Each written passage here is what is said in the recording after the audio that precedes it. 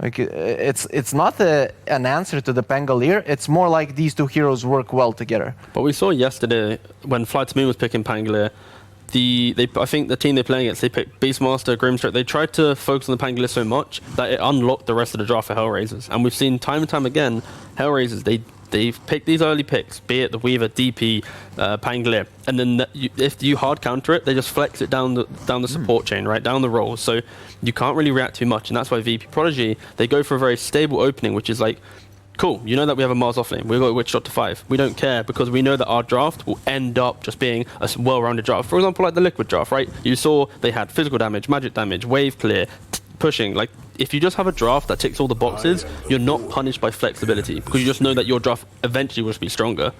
Meanwhile, HellRaisers, they're like, well, you know what we need to do? Flex our way to the end, boys. So that's what they're currently keeping up. But we also have two heroes that can escape the arena. Yep. Multiple ways, right? Both of them have 2 spells that they can run out of it. We also now have the Void Spirit who can find the Witch Doctor. They're both pretty mobile, so the cask shouldn't pose much of a threat to them unless they really mess up their positioning. So to me, HellRaisers, this is a solid answer to the VP.Prodigy, and I get your point about the solid draft. But still, seeing how HellRaisers have been playing, I'd say that right now, even in the first phase, they have an edge in this draft, which is fine. They did have the first pick overall, I guess. Yeah, so right now, HellRaisers is just in that elusive kind of pool of heroes. Usually the concern we see is that maybe some of these maybe less experienced teams of the HellRaisers have got too many mobile heroes, and then the supports usually get sniped out on the back. So if you're VP.Prodigy, do you go for a bit more catch, maybe? They've already kind of covered that with the fact they have Mars. That kind of unlocks that part of the draft. The main thing in this is just making sure you don't fall into the trap of trying to counter everything, like we said. Yeah. Like, again, VP, they're just sticking to their guns. They're just going for a well-rounded draft. You now have the Mars Willow combo. It's like, cool, we don't care if your Void Spirit's now 5 or it's some offlane or whatever, because our lanes are going to be strong. Witch Doctor, strong laner with pretty much most carries. Mars Willow is a formidable offlane. Like, it is literally the counter to flexing is just having strong side lanes and then abusing the fact that you have last pick and then having that mid matchup.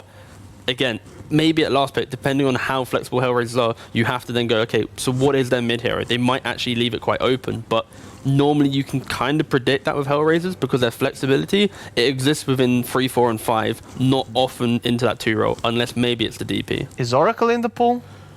I think that Oracle just destroys these 3 heroes, right?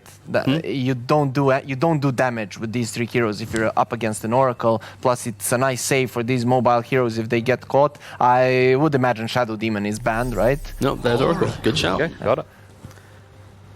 I think this hero is it's over 20 games played now. It has got, I think, only about 40% win rate so far, though. It was picked in the first phase. Like we also say, Kotl is having like 35% or something low, but he has been first picked every time. Definitely. That's also a factor you have to get in. So you're always trying to adjust to this incredibly strong hero in the meta. Do you like the idea of something like a Troll Warlord next for HellRaisers? Because it's the classic combo that comes to mind, right, whenever you think Oracle.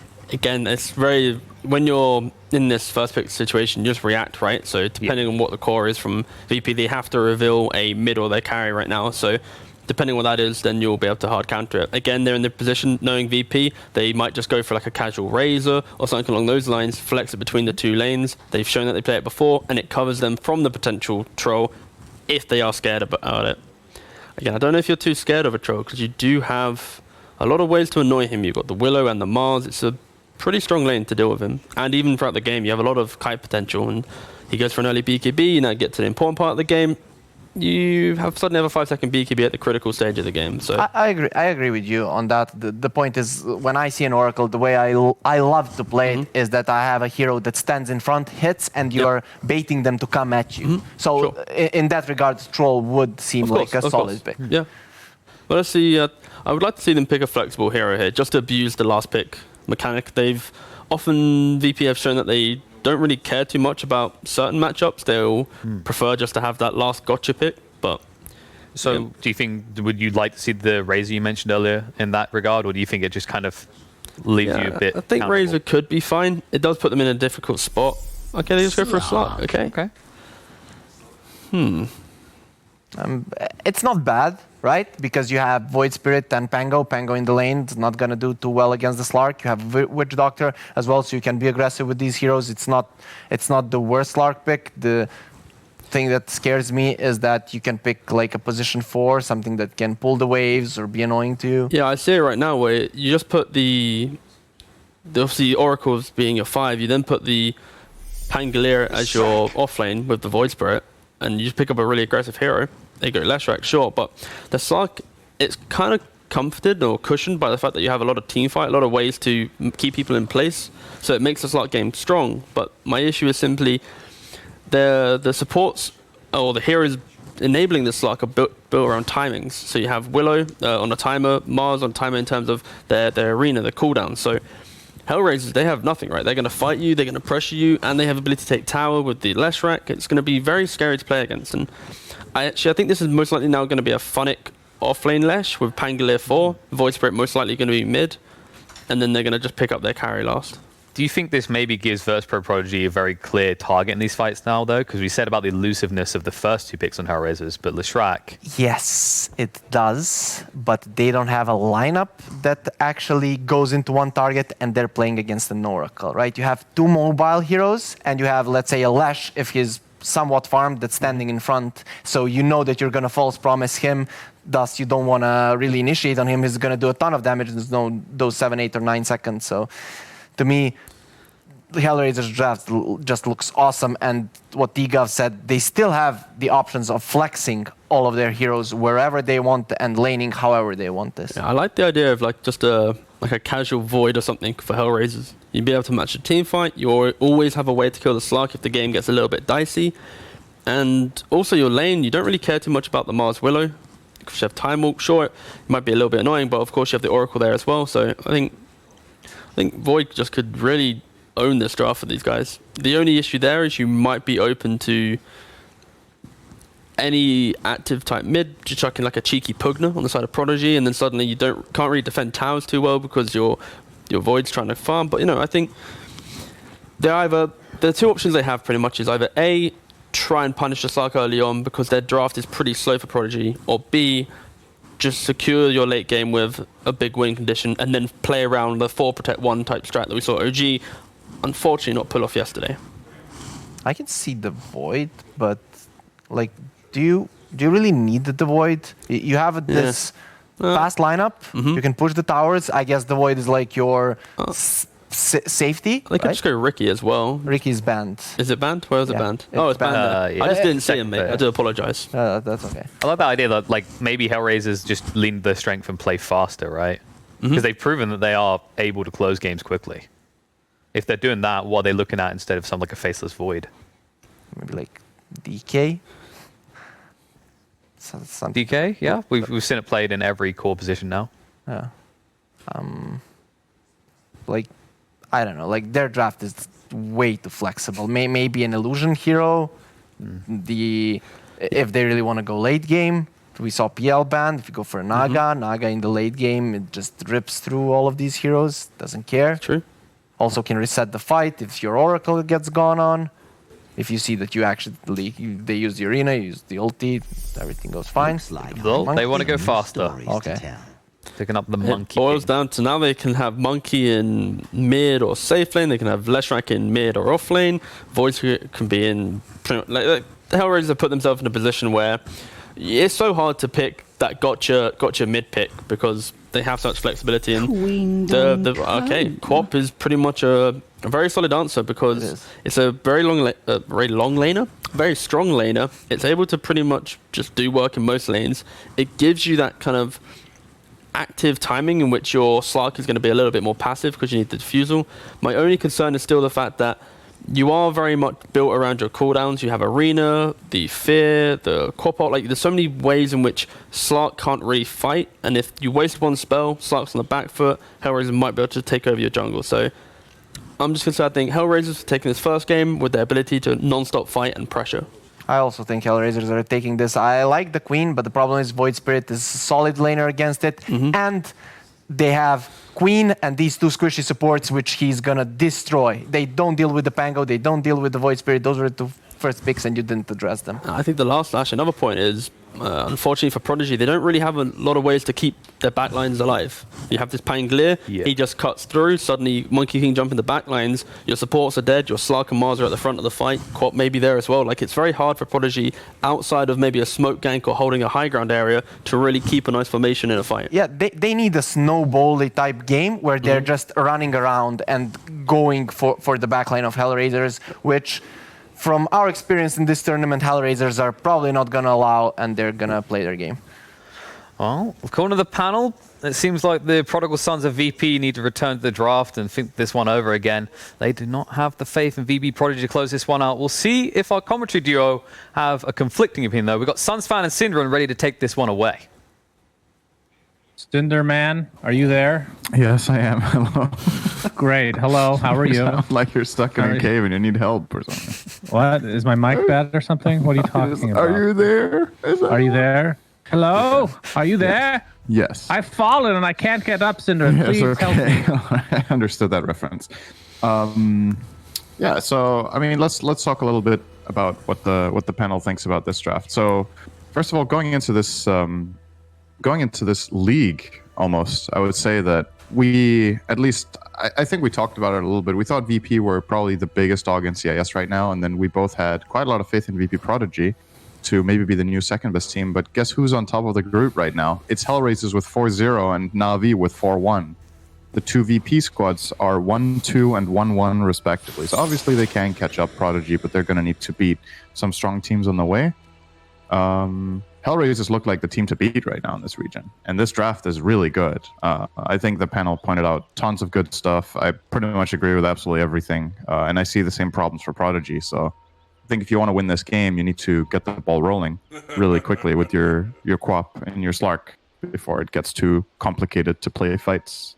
And the last time that we cast VPP, DM was playing Mars in game 1, and he absolutely destroyed. And then after that, he did not play it, and they didn't find nearly the same type of success. So their drafts changed a lot in that series. I'm trying to remember who they played against, because the first game they looked very comfortable and confident, and the next games it just got. I think it was Fly to Moon they faced in that series, I want to say. Possibly. Trying to find it here. Yeah, Fly to Moon 2 won them. The first draft from VP Polar, yeah, that's a blast from the past. From Prodigy was Mars, Phoenix, Disruptor, Troll, DP. So somewhat in the same vein, you know, you have this int mid hero, you have the Mars with a team fight support. This time it's the Willow instead of the Phoenix. The carrier for Epileptic Kid, a melee agility hero, Slark instead of Troll. I'm not saying these heroes are the same, but there's clearly some sort of a recipe here. That they like. So this should be comfortable for them, but I just really love HellRaiser's draft. I think it's got so many things going for it, and it looks like they're getting the lanes they want as well. So they're trying to get Monkey King to face up against the Slark, which they have accomplished already. And Void Spirit can kind of lane against almost anything, actually, in this game. I don't think he has a matchup he can't play. So he's going to be starting top against, double TP immediately from VP. Double TP, so it's going to be a try, at least to start. We'll see if it ends up being that way. Cask will be on top of Pushka, who is now at half health, but... Ooh, actually the courier is going to be taken out by Roger, who just randomly in the back there. It's not what they were expecting. Epileptic Kid now has some support here to help him out. So if this try continues, which one do you like more? I think right now the Radiant one. Cask. Yeah, the Monkey King stacking up. Monkey King is so weak level 1. It's such a weak hero. But as soon as he gets level 2 and especially level 3, this lane gets like twice as strong. You really need the Jingu plus the Boundless combination. Currently, obviously, only has the Boundless. I think he used it to secure last hit on a range creep. But the wild card in this lane is the fact that the Dire are playing the tri-lane aggressively. And when you're playing an aggro tri-lane, you have the opportunity of courier sniping. And you already saw Roger get one. If he could somehow get another one, that's really good damage. He does have this ward sneakily between the two towers, and you see Slark sending it above. If he knows, he could go to the right. He might actually find Slark's. If he kept going in his trajectory there, he would have got it. He's thinking about it. He's got the salve going right now. Courier will be successful in delivering items. That's what it was born to do and dies to do. This one's a little hasty, but He looks might with cut Roger. through here. He does for have this Swash. One. He stole that Yeah, one. he could use Swash to catch up here. Not sure if he can get the farther one, but this one looks like a freebie. The Dark Willow Courier. Oh! He juked himself. Goodness. I don't think I've ever seen that before. Wow. I mean, on the list of things to get outplayed by, I think a courier is not very high on the list of stuff you want to be outplayed by. A ground courier with First 300. blood was mid. We'll talk about the mid matchup in just a bit, but in the bottom lane, we're going to have the Boundless Strike, and the last right click will be enough to drop the Witch Doctor. So it's a 2-0 advantage for HellRaisers very early. But yeah, Leshrac versus Queen of Pain. Obviously, Leshrac got the first blood. Is that how it should go? I don't... Part of me wants to say that this lane is kind of a draw, but I actually think the more I think about it, Leshrac is slightly favored, but probably not by like a landslide. And Quap should absolutely not die like this. If you lose this lane as Quap, you might get out-farmed a little bit. It's hard for you to use Shadow Strike because Leshrac can always turn and fight you with a stun plus lightning. And FN, by maxing out the Shadow Strike, clearly is showing the desire to play the lane aggressively. But if you get killed off once or twice here as Quap, your lane is rough. Leshrac already with a big advantage. Getting the bottle. All this movement, nope. Looks like we are going to see Fortune's End connect onto save in the bot lane into a Swashbuckle as well. But of course, Cast is available. See how the bounces go with the Maledict on top. But the Dark Willow will be the first to fall. Roger will trade his life. As Leshrac, again, extremely low in this mid lane. Deniable for now. But back to the bot lane. Epileptic getting whacked in the face by Nyx. And this is the level you were talking about, Cinder. And this is where Monkey King ends up... I mean, it is a try-v-try, so anything can happen. But versus melee heroes, kind of the bane of their existence in a lot of ways. I mean, he's basically ranged. Let's not kid ourselves with the melee benefits. Yeah. And aren't there range heroes with less range than him? Venge? To start TA? the game?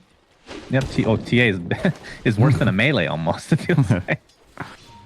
important thing just happened in mid, by the way. It was a 50-50. Leshrac went for the top rune and it spawned bot, and because of that, Quap was able to force him back to base by just blink shadow striking, and he had to TP out. So FN is coming back in the mid lane by getting a free wave from this. But now that Lesh shows up again and FN never went to get the rune, this Lesh will now have an Invis in his bottle. Might want to try to make an aggressive play onto FN at some point. Just some extra harass. He's holding on to the rune for now, though. But yeah, I mean, looking at the important. levels, Quap is ahead now, despite dying. In terms of the actual net worth, still a little bit behind. Yeah. So not a lot. But you recovered, which is important. Yes, for sure. The 50-50 recovery, you gotta love it. That's the most tilting thing in the game, probably. Oh, save is in trouble. Lane. Yeah. Swashbuckle will actually miss mostly, but they do have the damage, it looks like. Another cast coming out, but enough space was made for Monkey King to be able to take him out with that fat stick of his. And he's strong now. Not he's, a euphemism. He's hit that level 3. He's almost level 4. So probably going to go 2 in Boundless on level 4. And you got to watch out if you're Slark. This hero is very much based on... I think we've talked about this before, right? Like equilibrium heroes, where you want to tank some, but not too much, and you always want to like try to trade in with Essence Shift and gain something and reset and re-go. When you're playing against a hero that has this huge kind of burst that Monkey King does, it's way harder to find that balance in the lane. Like, it will always be difficult for Slark to play aggressively into spell burst lanes, and you've got a Monkey King and an Oracle here. On top of that, there's a level 2 Swashbuckle. The burst is actually pretty serious in this lane. You need to be very careful how you approach. Is there any opportunity for different... Like, how long is this tri-lane going to stay intact? As Nyx looks like he'll get stunned here from the Dark Willow, but no follow-up incoming. Because you have DM and Funnick top just trading away here. Both pretty happy overall. Both top of the net worth, in fact. I think the most likely thing to happen is that the Quap will rotate bot before Lash. I think that's what they're looking for. FN's actually going back to base now to refill bottle, so I think a TP bot into a 4v3 is a really good move, although they might get Nyx here. Ooh, yeah, he's at half health. Maledict is applied. He can heal up with that Jingu, though. Epileptic Kid is getting very low, and they'll find the trade. Unfortunately, the Slark not able to get the XP for himself, though, as Dark Willow will attempt to get out here, but Roger with the Swashbuckle and Pushka again with the Fortune's End. and that'll be enough. There's TP support here. FN has the Sonic Wave available, will expend it, and ends up getting a double kill as a result. So great rotation, and you basically called it, Syndrin. And the big play here is that the Leshrac is not mid at the same time. Because if Lesh is mid here, this tower is in trouble. He has level 2 Edict, but Kazani was farming jungle. If he's pressuring the lane instead, this move from FN feels a lot worse. And the Slark TPing mid would be kind of just getting toasted next to the tower by the Lesh. So it works out all right for Prodigy in the end there. Yeah, the Slark doesn't get the kill, but at least Quap makes a very needed rotation here. And it's just more natural for her than for the Leshrac to make this move right now. That's why I think it's expected that the Lesh is not part of this play bot. And he should maybe be a little bit less greedy by jungling there. I would have loved to see him lane in this moment, but it's still good. Yeah. Well, Epileptic Kid did go mid temporarily to get a little bit of XP as Kasani looks like he'll get stunned here into the Bramble as well. Pushka tried to dispel there, but Just barely late. it's going to be good to go. But yeah, Epileptic Kid went mid and then immediately followed up with Nyx on the Monkey King going mid. So now Epileptic Kid back to bottom. Yeah. It's just the musical chairs of lanes. Definitely doesn't want to lane against the monkey. But now let's see if Nyx tries something here. They could stun into stun. There's no vision for back FN. into nothing as Lesh is not They there. didn't want to try it. They're sending Lesh bot to pressure the Slark. I like that too. Top lane, No, though. it's just Funnick jungling again. looks, ooh, the spear completely whiffs there. We'll have a Cursed Crown, but I'm actually surprised they didn't just set it up that way. Cursed Crown into the spear. It's too hard against Void Spirit, right? He has 2 escapes. The Curse Crown is but never did he gonna actually hit. level? Oh, he did level. He has a point to simulate, yeah. So I don't think, yeah. I don't think they kill him if they hit anyway. Like this kill is not possible for their 2 heroes right now. He has 1k HP and a raindrop and 15 1 charges. He's not gonna die. Nyx is back in the bot lane. It's almost like a tri lane again at the 9.5 minute mark. We're gonna have some TPs here. It looks like it's just save, so see if they can find Roger. He is in the trees. He's level 4 on the Pango. Is juking without knowing he's juking. This move from FN needs to work. He's spending a lot of Nyx. time on this. Oh, the It's missed pounce and the cast look like they're going to be wasted. Swashbuckle only onto 1, and Maledict only onto 1, but they'll find the Witch Doctor quite easily. And yeah, that was a little unfortunate on the VPP side. And their mid tower's dead. Yeah, you So talked this time about- around, the Quap rotation costs. That's why I was like, this has to work. He's spending so much time bot that they're opening up mid. Phonic will be fine for now. Sonic Wave is available here. Monkey King does not have ult, still level 5 right now. He's going to get the... Oh, the Mars actually TP'd in, gets the Mars ult off. Dark Wolf's going to be the first to fall, though. Nyx, in the meantime, gets taken good, out less by that stun. Sonic Wave. Kistani is here with his ult activated. Epileptic Kid pops his, attempting to get out of dodge. Will get rooted in place. They will find the Leshrac, a really big kill for VPP. And FN actually lives through that engagement, so a 2 for 2, but definitely in favor of VPP. Yeah, not bad from them. Taking advantage of the fact that, you know, they have a little bit of a stronger timing right now with Oracle not being level 6 and Pango not being 6 yet. Just when the cores rotate in and you isolate the Leshrac before the save is online, it's such a key kill for them to get the Lesh as well as the Monkey as early as they do in the fight before they start really ramping up. Next time, it's going to be a lot harder. The Oracle's going to hit 6 probably, Pango as well. And that's the true test for their lineup. Like, how are you going to execute the fights when your Slark is pretty poorly farmed? Let's be honest, like, he's not even close to a Diffusal Blade at this point. Still How will working he on handle some this ball? Wraith Bands, although I don't know if he even finishes that, considering he has 900 gold right now. Yeah, I think he should go... Maybe just keep one and go straight for Diffusal. Would be good. Oh, Looks like he's Phonic? just considering the options. No, he'll be good. Yeah, Phonic doing a really good job in terms of farm. Pretty much tied, as we talked about, with DM on the Mars. So both of them having pretty good games overall. I mean, they're the off lanes, Kasani but farming a they have fat position stack. 1 farm right now. Oh, the Yeah. spear will connect onto Roger. And that is going to be more than enough to just Pop. chop him down. It's good. It's a kill.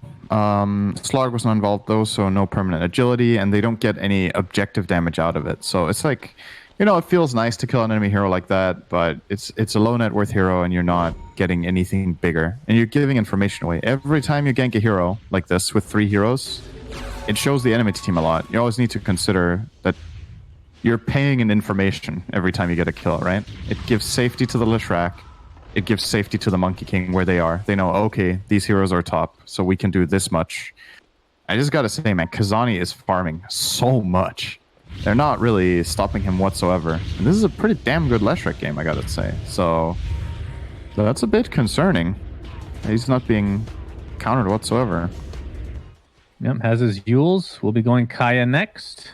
On the other side, though, FN is still working on his. He's actually just going straight up Orchid as first item.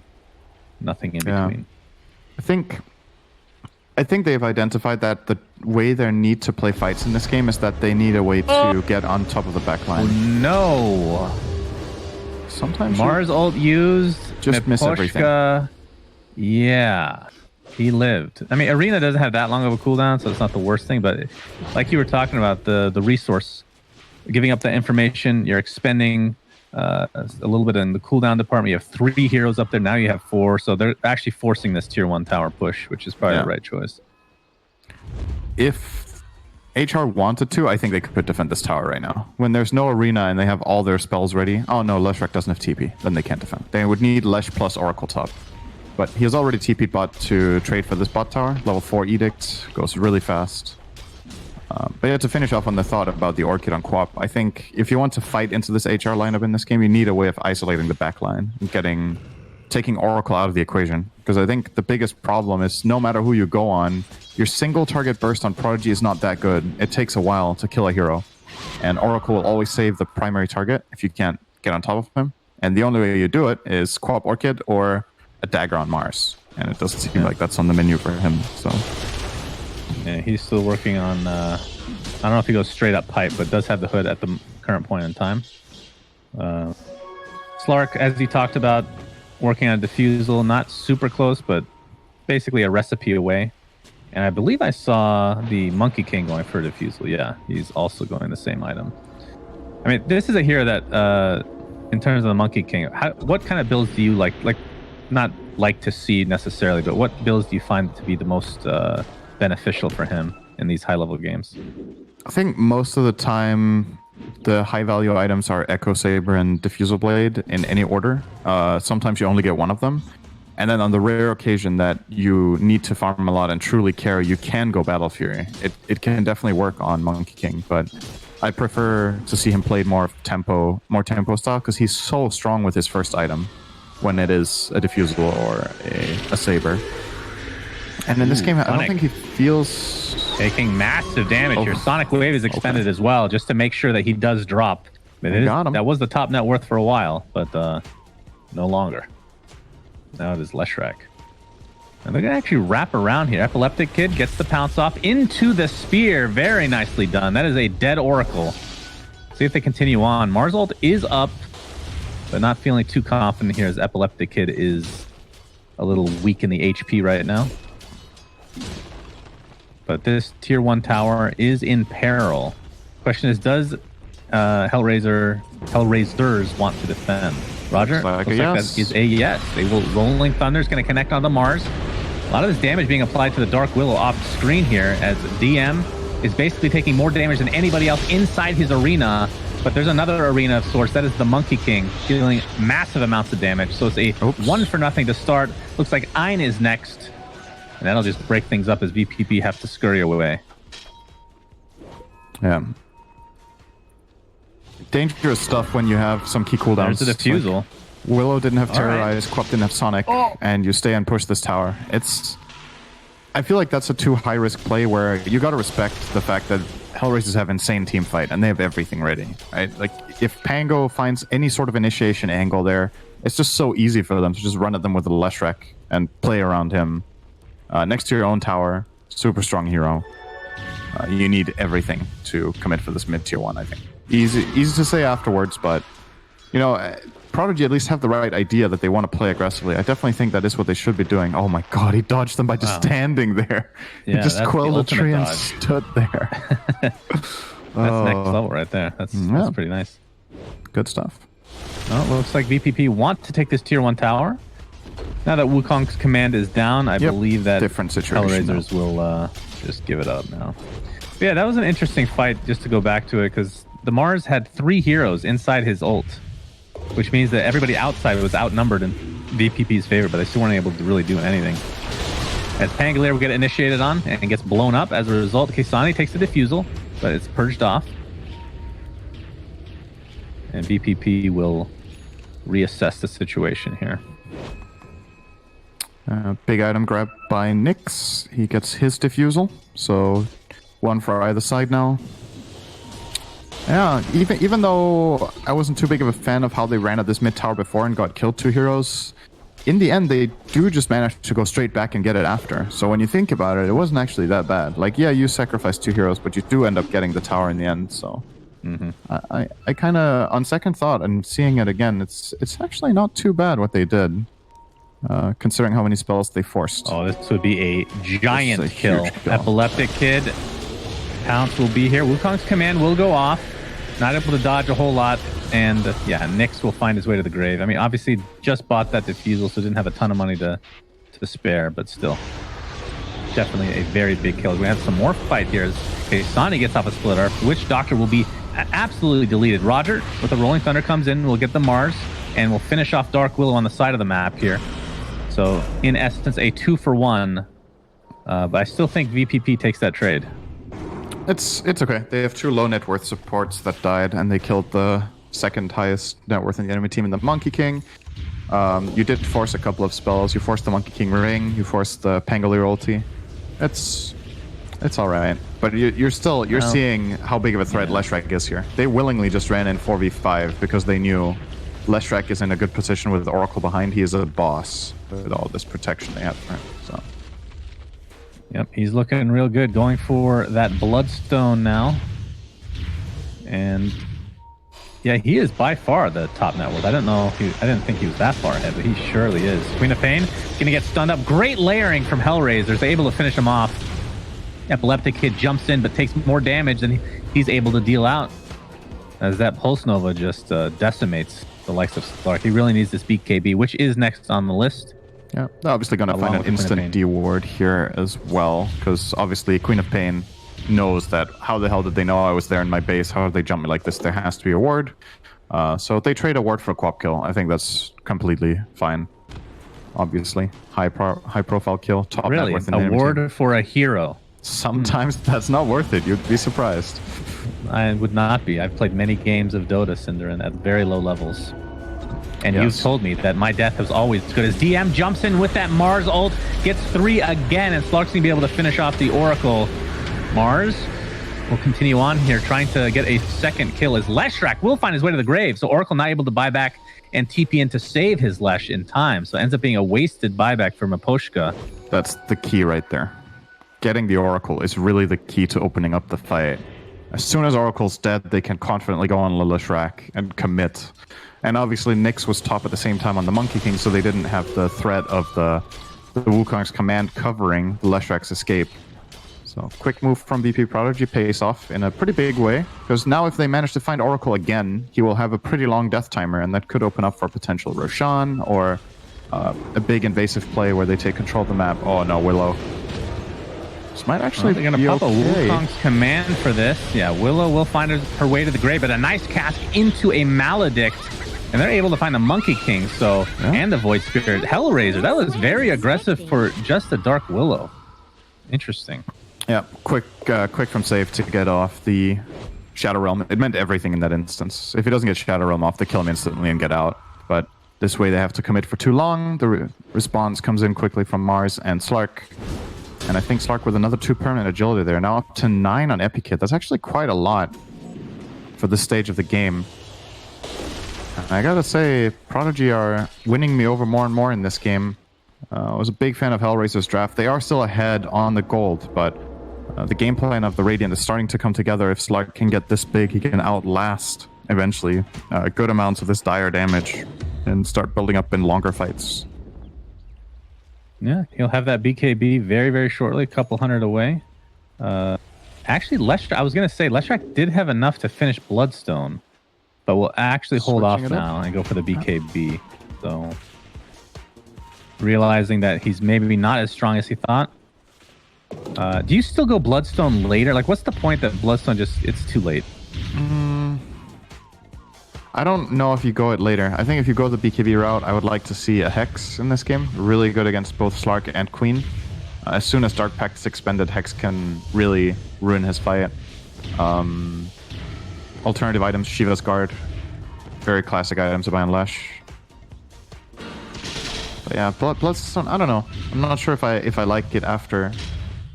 On kind of any hero, really. I don't like it that much when you get it that later. Not that much later. How often do you just keep a Kaya without turning it into something? He could buy Kaya Sanj, for example. Get some status resistance. It's not bad. So basically, if you don't go Bloodstone as one of your first couple items, it's not worth it. Kaya Yasha is also good on Lash for the move speed build. Yeah. Kaya is just nice on him because he can use all 3 items. I can't think of another hero in the game that likes building Kaya into 3 different items. I don't think there is anyone. Yeah, that's actually a good point. Lash has options. He is queuing up the Bloodstone again, though, so we might just see him go for that. Pit stop for BKB. Did have the BKB. Gets pounced on. There's the Death Ward coming into fruition. Oracle's going to pop his ult onto Kasani. Epileptic Kid's the one that's taking the massive damage here. Still has the Shadow Dance available. The Dark Well is going to be deleted. There's the Mars ult. A nice spear onto the Leshrac, but the Slark did die in this engagement. Essence Ring is popped by the Lesh, keeping him very, very tanky, and will live through this engagement as a result. The buyback onto the Dark Willow as well, but all she can do is put down a Bramble and run away. So the 3 for nothing with the buyback, make it 4, and the dieback onto the Dark Willow looks imminent. And Mars is dying too. Step. 5 for nothing. Yeah, Mars drops as well. So and talk about instant value. Holy shit, that BKB paid off right away. Yeah. I don't know if Prodigy clicked him before they initiated that fight, if they were aware of the BKB.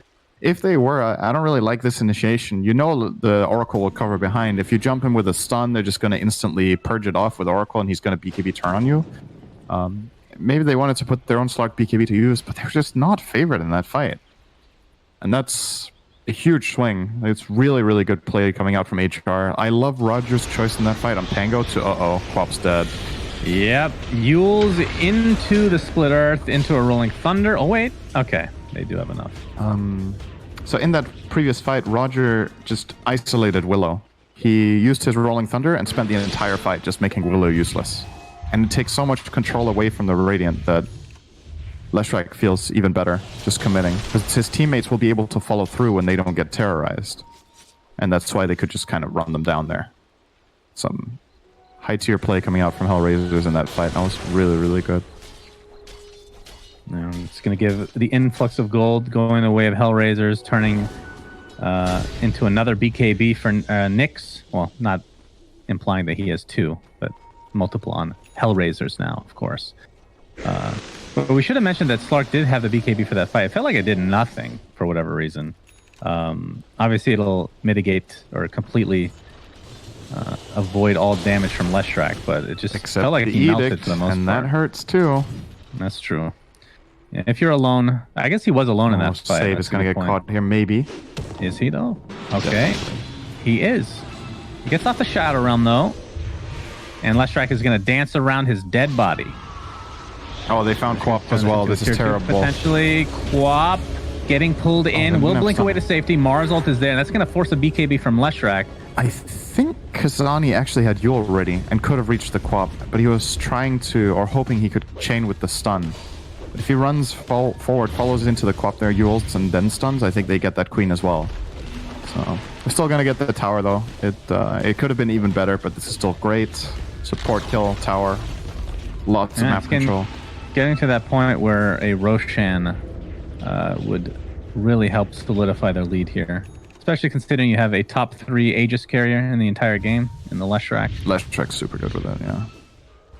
Oh, Void Spear. Funnick picks up the Aghanim Scepter, so Dissimulate will, Resonant Pulse will silence now, and he gets a second charge. And it's a really good item. They're really insanely strong right now on HellRaisers. Yes. Crazy strong. And they're gonna fight again. Witch Doctor gets stunned, and that means he's donezo. Funnick comes in with that Resonant Pulse again. Sonic Wave onto 4 heroes, but the Monkey King ult will continue on as Epileptic Kid is just taking right clicks to the back of the head. Will force out his Shadow Dance.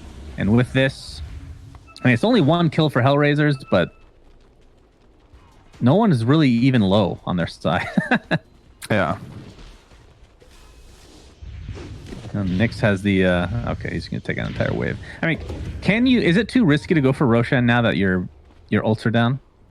Your lineup's Tango not good ults at up, it. but I think that's the biggest problem. It just takes really long. You don't have any minus armor. Your physical damage it's okay, but not great. The disarm from Pango's nice. They definitely okay. You know can what, do it, Cinder? but just We've takes time. talked about this. Nyx is going for Aghanim Scepter on Monkey King. He'll just solo it. It takes like 10 minutes, but he'll do it. Left track to the top lane, gets pinned to a tree, already at half health, has the Bloodstone available. It's going to Yule's first. Mars ult somehow up again. The cooldown on that is actually redonkulous. There's the BKB from Kaysani. He's going to do as much damage as he can to the multitude of heroes from HellRaisers, but he's getting chased out. The BKB still remains. Spear will not connect, but here comes the Monkey King. Gets off the stun. DM very, very low as Funnick looks to finish him off. But in the meantime, Slark is getting surrounded here. Epileptic Kid pops the BKB. He's going to have some help in the form of FN. Double kill for Funnick on the other side of the map. Epileptic Kid, again with the Shadow Dance, will live as a result. Shocked that more heroes are not dying in this fight, Cinder. People are living with slivers of HP. And that's going to they got on top of the Leshrac there, and Oracle did not have False Promise ready. That's why Prodigy really wanted that fight, and it was a good attempt, but still, just the amount of tankiness coming through now that Kasani has finished this Bloodstone, there was just too much to chew through. He didn't even use the Bloodstone, but look at his raw HP. He has a Bloodstone, 2300 HP, and an Essence Ring. So the amount of damage that you need to do, this is where it gets tricky for Prodigy. You don't have Burst, right? Like, Sonic Wave is all you've got. It's not gonna kill this guy. You need long fights, but when you take long fights, the enemy team benefits from them too. Like, it's not as simple as, oh, we just need to delay or extend the fight long enough for Slark to get stacks. You're making Monkey King strong with stacks. Leshrac is insanely good at long fights because he deals constant high damage. And something like Avoid Spirit with Aghanims as well, you know, regaining the charges on Resonant Pulse. I actually don't think Prodigy are playing the fights that bad. I just think they're extremely difficult to do. Well, would you say the with what they BKBs on... I mean, this is maybe a hard question to answer, but considering the fights are going so long, the BKBs are being used. Once they're over, who has the advantage? Let's say they're even in levels or whatever. Is it HellRaisers with their BKBs are more important, or the side of VPP, or is it about even? Yeah, it is a hard question to answer because it never really works like that. But let's just imagine that every BKB in the game just gets deleted right now. I think the Dire are strongest still. Because then Slark can't really fight. He gets eaten alive by Lash. This is a super high risk play. Yes, Monkey King's coming. Oh dear. And they're actually going to abandon the Roche. It's at half health right now. They scanned the high ground, and yeah, that'll break things up right there. Epileptic Kid has this Shadow Blade. He's going to get initiated on. Has the BKB as a result of getting silenced. There comes Funnick with another Astro Step. Double BKB pop on the south side of this Mars ult. As Ein feels like he's just getting pounded every single fight, first and foremost. Not able to really get off any high-level ults here. So they find the 1 kill. The chase continues. And it looks like Slark is completely surrounded. 70 seconds on the deck. You see in this fight, Prodigy go in, they use 2 BKBs, they use Quap Slark BKB and Mars Arena, and they didn't get a hero in the enemy team below 80% HP, I think. Like, as soon as these BKBs are used, if you don't get kills, the fight is over. Your lineup can't realistically transition into getting meaningful kills after BKBs, because your Slark can't go into fights. There's too many problems for him. Leshrac is owning, he's struggling to fight Monkey King, always needs to deal with the disarm of Pango, double silences from Void Spirit. It's just way too many issues. And that's why I love this draft from HR, because I can really see how they plan on taking fights and how they plan on winning control of the map. The lineup just has everything I like in Dota right now. Lots of good team fight, wave clear, stuns, they have a save, they have a frontliner. The only thing they could be a bit better at is taking Roche, but as is apparent in this game, it doesn't really seem to matter very much. Yeah, as long as the enemy team isn't getting it either. He's at 2/3 health, but they don't care. They got the racks. I still think that was a good attempt from VP. They realize that they're behind. Like we talk about this all the time. When you're behind, you need to take risks to try to get back in the game. Otherwise, it's just never going to happen. Absolutely. I don't, like I said, I don't think they've been playing a bad game. I just think HR are playing very, very well, and I favor their draft. That's why it might look pretty one-sided here, but honestly, Prodigy played... They were neck and neck with them for a good, 20 minutes in this game. And then Leshrac exploded, but they were doing a pretty good job. Nyx gets silenced on the tree, but it's not going to matter. He's going to pop his BKB. Mars ult is here, my God. But the Quap is going to die instantly inside of it. Epileptic Kid jumps in with his BKB, but he's getting decimated in the meantime. Jeez, he cannot survive through these fights at all. And now it's a scattered one as Dark Willow finds her way to the grave. And I'm not sure if they can... They could, in theory, go for bottom, but this might be the opening for Roche. Gives them that extra time. No, they were thinking about it. I mean, they found DM. He's trying to cut the wave. Uh-oh. Oh, my. Well, that's... Yeah, well, doesn't matter. Continuing to get it silenced. There's the root. Monkey King is here. Goodbye, DM. Good attempt to... I mean, I don't think they were even pushing the waves. I don't know how much... Or pushing the lanes to get a barracks. I'm not sure how important that was to push out the waves. But either way, they'll end up getting Roche now, finally. Yep. Pretty late nowadays in Dota to get the first Rocheman at 33. But it's just a natural consequence of both lineups not being good at killing it. But eventually now HR with 3 casualties on the enemy team and the amount of farm they have can get it. You're right, the Monkey King X is what it took. All right, structure stuff. Yeah, that's the MVP this game for sure. Epileptic Kid will be able to TP out safely. I mean, what can they do in these fights? They don't exactly have... I mean, their Wombo combo, I don't know if we've seen it once. It's the Arena into Terrorize, into Sonic Wave, into Witch Doctor. Even just the Terrorize into Mars ult, I don't think we've seen that yet. It's honestly, a lot of it is just credit to HR's super good game sense of how to get on top of the Willow. Like, identifying where Willow is, getting Void Spirit or Pango on top of it in every single fight. Willow has just been struggling to do anything in this game. There's always one of these heroes just jumping on top of it. And they both have solutions for Shadow Realm, right? You have the Void Spirit Silence, and you have the Pangolier ulti, just isolating Willow and not letting her play the game. Yeah. Well, this could potentially be the final fight, as here comes the Rolling Thunder. It's going to stun, and then the Silence to follow on the Dark Willow, so she's not really able to use the Shadow Realm to high ability here. Queen of Pain pops the BKB out of getting stunned. DM very, very low. Looks like he will finally go down as Sonic Wave comes through, not dealing that much damage considering the Essence Ring, like we talked about, onto the Leshrac. And I believe he's ulted from the Oracle as well. Epileptic Kid pops the BKB inside the Mars ult now, but Mars, it feels like every time he does this, he just dies by himself. Every single time. I'm not sure if that's my imagination or not, but the buybacks will commence, and HellRaisers are looking to finish this game right now, and their push, like we've seen, is quite strong. Split Earth will not be there this time around, but you know, even with his Aegis, in case Sonic can't be killed, it feels like. He hasn't had to use his Bloodstone yet this game. I think after he got it, he hasn't even activated it yet. I thought he was maybe going to use it during the Oracle in this fight, but he was like, "Nah, don't need it." And he was right. Man, HellRaisers are playing really good Dota. I don't know when this suddenly clicked for them, but I think this is the best. I don't want to use hyperbole, but I think the way HellRaisers play right now is probably the best Dota I've seen out of CIS.